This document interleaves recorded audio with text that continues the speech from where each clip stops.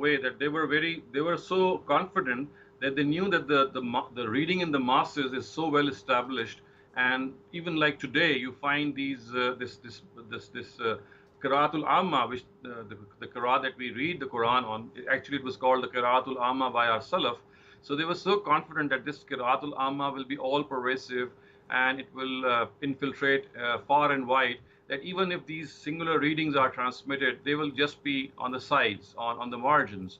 And of course, this was the case, and this is the case even today. So whenever I give a talk to people who are not aware, they say that this is the first time that has come to their knowledge that there are other readings as well.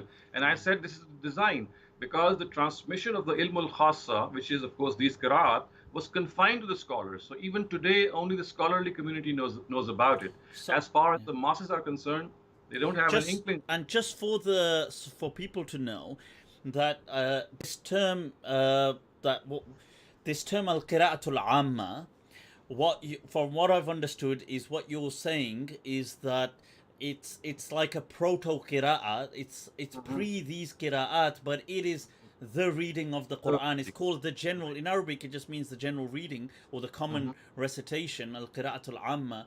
This existed, and this was the Quran, and this is the Mus'haf we have today. This Exactly. I've understood this correctly, have I? Right. From And this name was given by the Tabi'un to this reading. For example, Abu Abdurrahman as-Sulami, who lived in the first 100 years, he was the person. He said that this is how we were introduced to the Quran as the Qira'atul Amma, and he said that the reading of Abu Bakr, Umar, Usman, Ali, and the Muhajirun and the Ansar was one, and it was dubbed as Al Qira'atul Amma. There was no difference, and it was being read this way. So you can see that in the first 100 years, there was absolutely no problem. And even the ahad which were being transmitted were just marginalized. They were just sidetracked, the qira'at. Later on, actually, these qira'ats surfaced because of the fact that this distinction between what was the canonized version and what was the non-canonized version, this got somehow mixed up.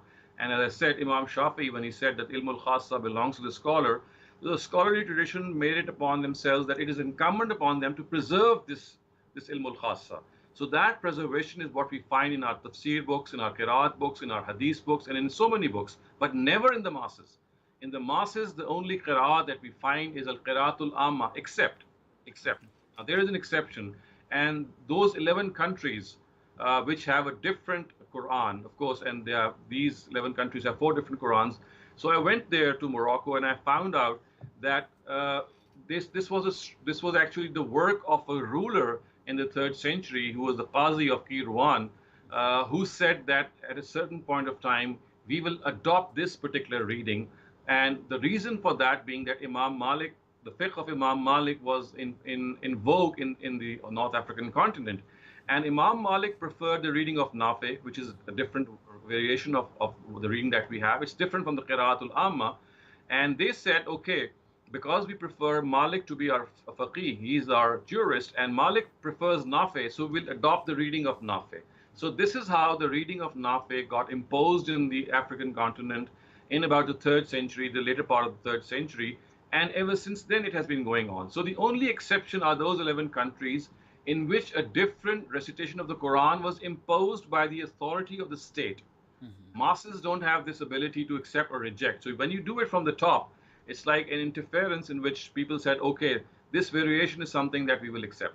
okay. So this is how things So went so on. to so to kind of like compartmentalize that for our viewers, that what you're saying, Sheikh, is that we've followed through that. Look, the Quran came through in this particular way. It was called the Qira'atul Amma. It was it was one particular recitation.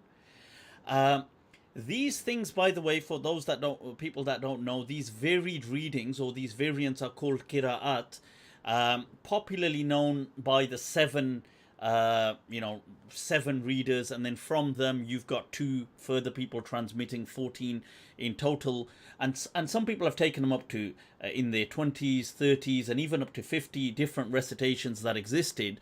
But there was a scholar called Abu Bakr ibn Mujahid who kind of popularized these seven. Now, what you're saying is all of these seven, first of all, these are not mutawatir qira'at. Not at Something all. which personally I do agree with that as well, that these are not a mutawatir, they're not on the same level as the common qira'ah. The second thing, all of these variations, what if I've understood you correctly, Dr. Saab, you're saying that these are all in essence ijtihad.